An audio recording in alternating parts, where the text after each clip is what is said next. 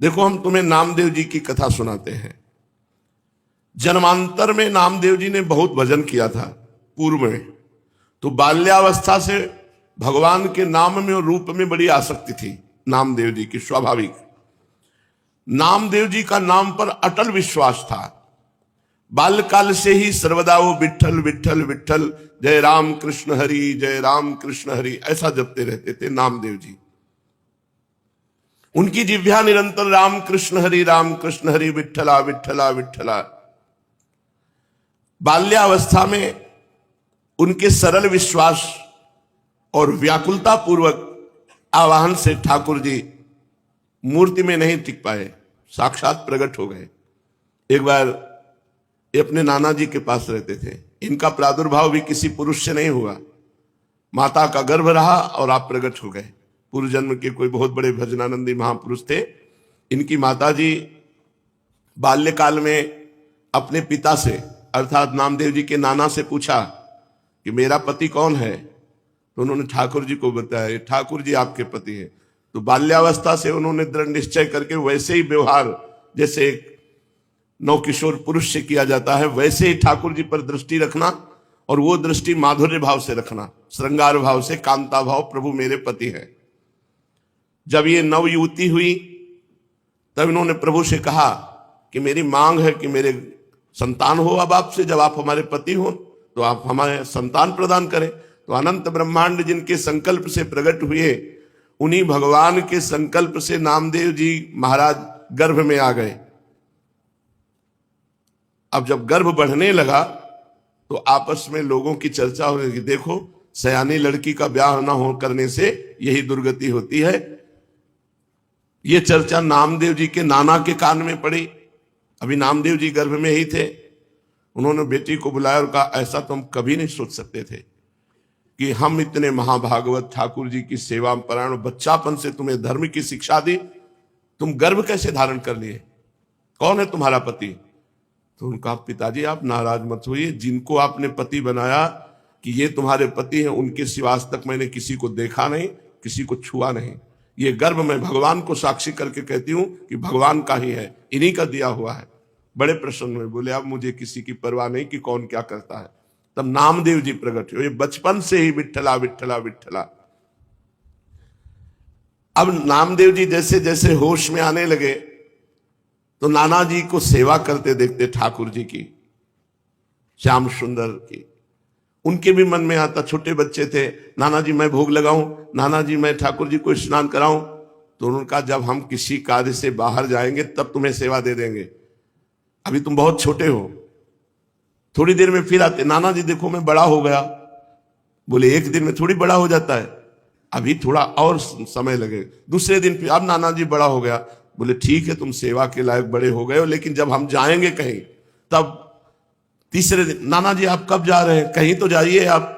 तो उनको ठाकुर सेवा के निमित्त से कुछ सामान लाने के लिए जाना था। तो कहा, देखो बच्चापन मत करना, हमारे ठाकुर जी भूखे ना रह जाए, उनको दूध पिलाओ, भोग सामग्री। बहुत प्यार से ठाकुर सेवा की जाती है। अरे भोग रख दिया, पर्दा लगा दिया, ऐसे नहीं हमारे यहाँ किया जाता। पर्दा भी लगा दिया तो पर्दा के अंदर आप बैठो, एक हाथ में पंखा हो और एक हाथ से ऐसे पवाते जा रहे हो। लाड़िले हैं, राजकुमार हैं, हमारे प्राण प्यारे हैं, अपने हाथ से भोग लगाते हैं राधा पी जी को। एक लोग बैठो पद सुनाओ, दूसरा पवाओ, उनको ऐसे गान बजान के से दुलार करके पाओ। कोई भूखे थोड़ी है, तुम्हारे भाव के भूखे। 45 मिनट भोग लगता है कम से कम, ऐसे पवाया जाता है। अब नाना जी गए, बहुत नाच पड़े कि आज मुझे ठाकुर सेवा मिली है। अब नामदेव जी ने जैसे नाना जी भोग पधराते थे पधराया, और इसके बाद वो पर्दा लगा के अंदर हो जाते थे, वो तो देख नहीं पाते थे। तो पर्दा लगा के आप अंदर हुए। अब भोग सामग्री में जैसे जल फेरा के जल रखना, भोग लगाना। नाना जी ने कहा भूखे ना रह जाएं, अगर ये भूखे रह गए और नाना जी से बता दिया तो कभी सेवा नहीं मिलेगी। नामदेव जी ने कहा ठाकुर जी पा लो। वहां तो ठाकुर जी पा ही नहीं रहे, वो भाव से भोग लगाते थे। हम इन्होंने, सबसे बड़ी पीड़ा ये थी कि नाना जी को ठाकुर जी कह देंगे कि मैं भूखा हूं और भोग नहीं पाया तो हमें सेवा नहीं मिलेगी। नामदेव जी ने बार बार प्रार्थना की, जब नहीं पाए तो नामदेव जी ने कहा कि देखो अगर नहीं पाओगे, छुरी ली, अपना गला काट देंगे, आपको पाना पड़ेगा, नहीं हमारी सेवा छूट जाएगी। अब वो सीधे एकदम सरल बच्चा बिल्कुल सच्चाई में उतर आए, वो भगवान प्रकट हो गए। कहा पाओ? बोले हम रोज वैसे ही पाते थे जैसे तुम पर्दा लगा दिया, वैसे भाव से पा लेते थे, तुम तो जबरदस्ती कर। बोले नहीं, पूरी थाल का पाओ। जब शिकायत करोगे नाना से कि हमें वो ठाकुर जी बातचीत कर रहे हैं, अपने हाथ से नामदेव जी दूध पिला रहे ठाकुर जी को, तो अत्यंत व्याकुलता और सत्य भाव कि ठाकुर जी हैं, ठाकुर जी को प्रकट होना पड़ा और दुग्ध पान किया। बड़ी प्रसिद्धि नामदेव जी की, नाम का प्रकाश। भगवान विट्ठल उस दिन से रोज वार्ता करते थे नामदेव जी से। एक बार काशी आदि तीर्थों की यात्रा करके निवृत्तिनाथ, ज्ञानेश्वर, सोपानदेव, मुक्ताबाई, नामदेव और गोरा कुम्हार जी के घर ये सब बड़े बड़े संत बैठे हुए थे। समस्त साधुजन गोरा कुम्हार भी बड़ी ऊंची के स्थिति के महात्मा थे। तो उनके यहां एक थापी पड़ी हुई थी जिससे मटकी को गोल किया जाता है। मुक्ताबाई ने ऐसे थापी उठाई और गोरा कुम्हार से कहा, चाचा जी ये क्या वस्तु है? गोरा कुम्हार जी ने कहा यह थापी है। मुक्ताबाई ने कहा यह किस काम में आती है? गोरा कुम्हार ने कहा इससे मिट्टी के घड़े को ठोक ठोक करके देखा जाता है कि पक्का हो गया कि कच्चा भी है। मुक्ताबाई ने कहा अच्छा, इससे देख करके पता चलता है पीट करके कि घड़ा पक्का है या कच्चा? तो मैं देखूं घड़ा पक्का है कि कच्चा? तो उनका देख लो। उन्होंने समझा घड़े की बात। उन्होंने ज्ञानदेव, सोपानदेव, एकनाथ जी, बड़े बड़े भक्त जो बैठे थे, सब कैसे थापी मारी, कोई नहीं बोला। जब नामदेव जी के थापी मारी तो उन्होंने कहा ये क्या है, ये क्या खिलवाड़ कर रहे, सर पे थापी मार। बोले चाचा ये घड़ा कच्चा है। ये बोल पड़ा ये घड़ा कच्चा है। तो सब संत हंस दिए, गोरा कुम्हार जी भी हंस दिए और कहा अच्छी बात है, कच्चे है नामदेव। गोरा कुम्हार ने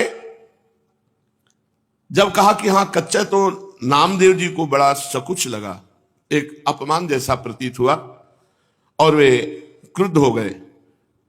उन्होंने कहा दोबारा थापी हमारे माथे पे मत मार देना। और सब लोगों ने हमें कच्चा क्यों कहा? यह अन्यायपूर्ण क्रिया साधु होकर के ऐसा थोड़ी किया जाता है, नामदेव जी ने कहा। गोरा कुमार और अन्य साधुओं के मस्तक पर जब थापी थप थप करके लगी तो किसी ने नहीं बोला, लेकिन नामदेव जी को गुस्सा आ गया और नामदेव जी ने ऐसा बोला। गोरा कुमार जी ने कहा यह कच्चा घड़ा पक्का है, मतलब इसमें संशय नहीं है, नामदेव जी कच्चे साधु हैं। अब उनको और सब संतों के बीच में ऐसा जब कहा तो हृदय में बड़ा चुभा। नामदेव बुरा मत मानना, तुम भक्त अवश्य हो, इसमें कोई संशय नहीं, पर अभी तुम्हारे अभिमान को कोई चोट नहीं पहुंचाया, अभी तुम्हारा अभिमान सुरक्षित है, इसलिए तुम कच्चे साधु हो। ठाकुर जी के पास वो एकांत में गए विट्ठल भगवान से, और विट्ठल भगवान से कहा कि सब लोग हमको कच्चा कह रहे हैं, तो मैं कहां से कच्चा हूं? कह रहे तुम्हारे अंदर अभिमान है। हमने वहां सभा में पूछा कि तुम कैसे कह सकते हो मैं कच्चा हूं? तो हमें जब भगवान साक्षात हमसे बात करते हैं तो कच्चा कैसे? तो उन्होंने कहा तुम निगूढ़ा हो, तुमने अभी तक गुरु नहीं बनाया इसलिए तुम कच्चे हो। तो मैं आपसे ये पूछ रहा हूं कि गुरु का कार्य क्या होता है? आपसे मिला देना हो, आप रोज हमसे बात करते हो, तो हमें गुरु की क्या आवश्यकता है? नामदेव जी ने कहा। नामदेव जी अत्यंत दुखी पंढरपुर भगवान श्री विट्ठल जी से ऐसी जब प्रार्थना की तो विट्ठल भगवान ने कहा कि जो संतों ने निर्णय किया वो सच्चा निर्णय किया है, तुम अभी कच्चे हो। अब तो और जलन पैदा हो गई, अभी तक तो संत कह रहे थे, भगवंत भी कह रहे हैं, तो प्रभु बताओ मैं पक्का कब होऊंगा? क्योंकि मैंने आपके सिवा किसी को कुछ नहीं माना, आप ही सब कुछ हमारे हो। देखो जब तक तुम गुरु को स्वीकार नहीं करोगे तब तक तुम चाहे हमारे गले लगो, हमसे बात करो, हमारे संग खेलो, तो भी तुम कच्चे ही रहोगे। हम तुम्हारे साथ सदैव रहते हैं, किंतु इस पर भी तुम्हें किसी मनुष्य देहधारी पुरुष को गुरु रूप स्वीकार करके उसके सम्मुख साष्टांग दंडवत होकर उसकी शिक्षा ग्रहण किए बिना तुम पक्के साधु नहीं हो सकते। क्योंकि तुम्हारा अहंकार जो कहते सुरक्षित है, जब गुरुदेव के चरणों में साष्टांग लौटोगे और उनके वचन सुनोगे तब तुम्हारा अहंकार नष्ट होगा। अतएव तुम गुरु का वर्ण करो। तो नामदेव जी ने कहा कि प्रभु मैं कहां गुरु खोजूं, किसको गुरु बनाऊं? तो कहा जाओ, सामने जंगल है, उसमें एक भगवान शंकर का मंदिर है, उसमें एक विशोबा खेचर नाम के महापुरुष पड़े हुए हैं, उनको गुरु रूप में वरण कर लो। वहां गए, बड़ी विचित्र दशा देखी। वो बड़े अवधूत कोटि के महापुरुष, भगवान शंकर के पिंड पर जो चिन्ह है शिवलिंग, उस पे तो पैर रखे हुए हैं और डेहरी पे सर रखे हुए आराम से सो रहे हैं। नामदेव जी गए, उन्होंने कहा कि इनको क्या गुरु बनाए, ये तो साधारण वैष्णव धर्म को भी नहीं जानते हैं। शिवलिंग पर पैर रखे हैं और डेहरी पर सिर रखे हैं। कहा महात्मा शिव जी से पैर हटाइए। तो आंख खोल के देखा और कहा बेटा जहां शिव ना हो वहां पैर रख दो। इस बात को समझ नहीं पाए कि कण कण शिव स्वरूप है, कोई ऐसा कण नहीं जहां शिव ना हो। उन्होंने पैर पकड़ा और हटाया, जे ही हटाया तो वहां दूसरा शिवलिंग, जिधर हटाते उधर शिवलिंग, क्योंकि सिद्ध महापुरुष ओहो चरणों में गिर गए। कहा बेटा कोई कण ऐसा नहीं जहां भगवान ना हो। बस नामदेव जी के हृदय में ये बात बैठ गई, कोई कण ऐसा नहीं है जहां भगवान नहीं, सर्वत्र भगवान है। नामदेव जी को उपदेश दिया। नामदेव जी ने विश्वोबा जी के चरणों में आत्मसमर्पण कर दिया। नामदेव जी विट्ठल भगवान को केवल मंदिर में ही मानते थे। एक दिन एक कुत्ता वो ठाकुर जी के लिए भोग बना रहे थे, रोटी बना के ऐसे रखी, घी गरम कर रहे थे, वो रोटी लेके भागा। गुरुदेव की बात याद आई, कोई कण ऐसा नहीं जहां श्री भगवान ना हो। तो कुत्ते में भी भगवान है। कटोरा घी का लेके पीछे भागे चले जा रहे, प्रभु रूखी मत खाओ, घी चुपड़ा लो, नाथ अब हमसे छुप नहीं सकते, गुरुदेव की कृपा हो गई, आप ही हो। कुत्ते में भगवान को ढूंढ लिया। भगवान विट्ठल भगवान कुत्ते से प्रकट हो गए और कहा देखा गुरु कृपा देखी, मैं ही मुक्ताबाई के हृदय में बैठकर तुम्हारे थाप मार रहा था, तो तुमने मुक्ताबाई में मुझे न देखकर मंदिर में आके शिकायत की, और आज गुरु कृपा हो गई तो कुत्ते में तुमने मेरे को पा लिया, कुत्ते में मेरा साक्षात्कार कर लिया। तो गुरु कृपा विशिष्ट है, केवल ग्रंथ से देखकर मंत्र पढ़ने से भगवत प्राप्ति नहीं होती, गुरु कृपा से होती। 6 महीने में भगवत प्राप्ति कर ली ध्रुव जी ने, क्योंकि साधु नहीं हो सकते, क्योंकि तुम्हारा अहंकार जो करते सुरक्षित है। जब गुरुदेव के चरणों में साष्टांग लौटोगे और उनके वचन सुनोगे तब तुम्हारा अहंकार नष्ट होगा। अतएव तुम गुरु का वर्ण करो। तो नामदेव जी ने कहा कि प्रभु मैं कहां गुरु खोजूं, किसको गुरु बनाऊं? तो कहा जाओ, सामने जंगल है, उसमें एक भगवान शंकर का मंदिर है, उसमें एक विशोबा खेचर नाम के महापुरुष पड़े हुए हैं, उनको गुरु रूप में वरण कर लो। वहां गए, बड़ी विचित्र दशा देखी। वो बड़े अवधूत कोटि के महापुरुष, भगवान शंकर के पिंड पर जो चिन्ह है शिवलिंग, उस पे तो पैर रखे हुए हैं और डेहरी पे सर रखे हुए आराम से सो रहे हैं। नामदेव जी गए, उन्होंने कहा कि इनको क्या गुरु बनाए, ये तो साधारण वैष्णव धर्म को भी नहीं जानते हैं। शिवलिंग पर पैर रखे हैं और डेहरी पर सिर रखे हैं। कहा महात्मा शिव जी से पैर हटाइए। तो आंख खोल के देखा और कहा बेटा जहां शिव ना हो वहां पैर रख दो। इस बात को समझ नहीं पाए कि कण कण शिव स्वरूप है, कोई ऐसा कण नहीं जहां शिव ना हो। उन्होंने पैर पकड़ा और हटाया, जे ही हटाया तो वहां दूसरा शिवलिंग, जिधर हटाते उधर शिवलिंग, क्योंकि सिद्ध महापुरुष ओहो चरणों में गिर गए। कहा बेटा कोई कण ऐसा नहीं जहां भगवान ना हो। बस नामदेव जी के हृदय में ये बात बैठ गई, कोई कण ऐसा नहीं है जहां भगवान नहीं, सर्वत्र भगवान है। नामदेव जी को उपदेश दिया। नामदेव जी ने विश्वोबा जी के चरणों में आत्मसमर्पण कर दिया। नामदेव जी विट्ठल भगवान को केवल मंदिर में ही मानते थे। एक दिन एक कुत्ता वो ठाकुर जी के लिए भोग बना रहे थे, रोटी बना के ऐसे रखी, घी गरम कर रहे थे और रोटी लेके भागा। गुरुदेव की बात याद आई, कोई कण ऐसा नहीं जहां श्री भगवान न हो। तो कुत्ते में भी भगवान है। कटोरा घी का लेके पीछे भागे चले जा रहे, प्रभु रूखी मत खाओ, घी चुपड़ा लो। नाथ अब हमसे छुप नहीं सकते, गुरुदेव की कृपा हो गई, आप ही हो। कुत्ते में भगवान को ढूंढ लिया। भगवान विट्ठल भगवान कुत्ते से प्रकट हो गए और कहा, देखा गुरु कृपा देखी, मैं ही मुक्ताबाई के हृदय में बैठकर तुम्हारे थाप मार रहा था, तो तुमने मुक्ताबाई में मुझे न देखकर मंदिर में आके शिकायत की, और आज गुरु कृपा हो गई तो कुत्ते में तुमने मेरे को पा लिया, कुत्ते में मेरा साक्षात्कार कर लिया। तो गुरु कृपा विशिष्ट है, केवल ग्रंथ से देखकर मंत्र पढ़ने से भगवत प्राप्ति नहीं होती, गुरु कृपा से होती। 6 महीने में भगवत प्राप्ति कर ली ध्रुव जी ने, क्योंकि नारद जी जैसे समर्थ गुरु द्वादशाक्षर मंत्र का उपदेश किया।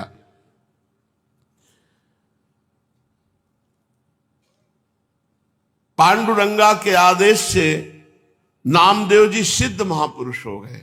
सर्वत्र भगवान का एक बार भूत प्रकट हुआ तो उसमें कहा, जय हो लंबकनाथ, बहुत लंबा चौड़ा भूत, उसमें विट्ठल भगवान को देख लिया। नामदेव जी के निरंतर अश्रु चलता रहता और गुरु प्रताप से वो सर्वत्र भगवान का साक्षात्कार करते। अचित चित ईश्वरहा, चेतन अचेतन सब कुछ भगवान है, ऐसा नामदेव जी को दर्शन होने लगा।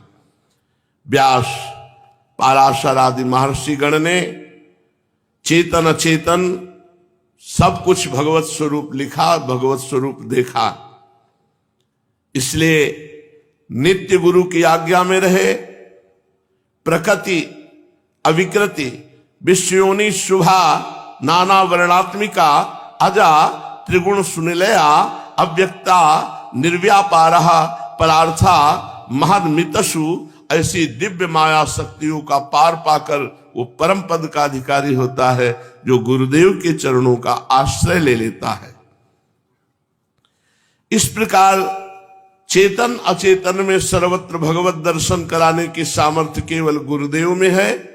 केवल मंत्र जपने से नहीं होगा कि तुम किसी किताब पुस्तक ग्रंथ से मंत्र ले लो और उसी से जपो और भगवान की प्राप्ति हो जाएगी। हमको ऐसे गुरु की जरूरत है जो आकार रूप धारण करके हमारे सामने हमको उपदेश करें, हमको डांटे, हमको दुलार करें, जिससे हम माया मुक्त हो जाएं।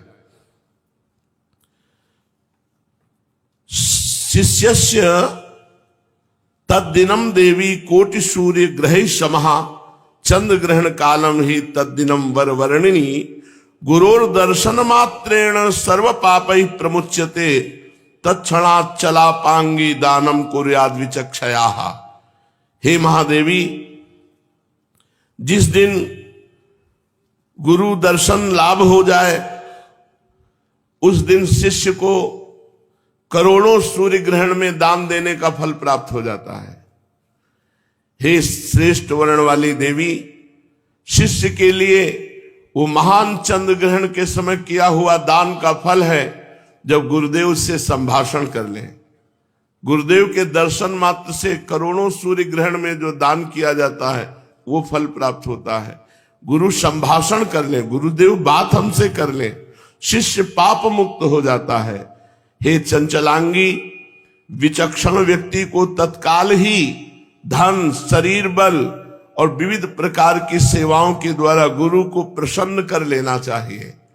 वही बुद्धिमान पुरुष है जो प्राण धन तन मन के द्वारा अपने गुरुदेव को प्रसन्न कर ले। गुरोः सेवा गुरोर व्यानम गुरोः स्तोत्रम गुरोर जपा गुरोः पूजा गुरोस्तिग्निर गुरोर भक्तिर नृणाम यदि। हे देवी, गुरु सेवा के द्वारा गुरुदेव का ध्यान करते हुए, गुरु का स्तवन करते हुए, गुरुदेव के द्वारा दिए हुए मंत्र का जप करते हुए और गुरु पूजा करते हुए, गुरु को तृप्त करते हुए कुछ भी प्राप्त कर सकता है जीव, कुछ भी प्राप्त कर सकता है। अवश्य वो सिद्ध पुरुष हो जाता है, वो जीवन मुक्त हो जाता है जो गुरुदेव की सेवा पूजा ध्यान, ध्यान मूलम गुरु मूर्ति, पूजा मूलम गुरु पदम, मंत्र मूलम गुरु वाक्यम, मोक्ष मूलम गुरु कृपा।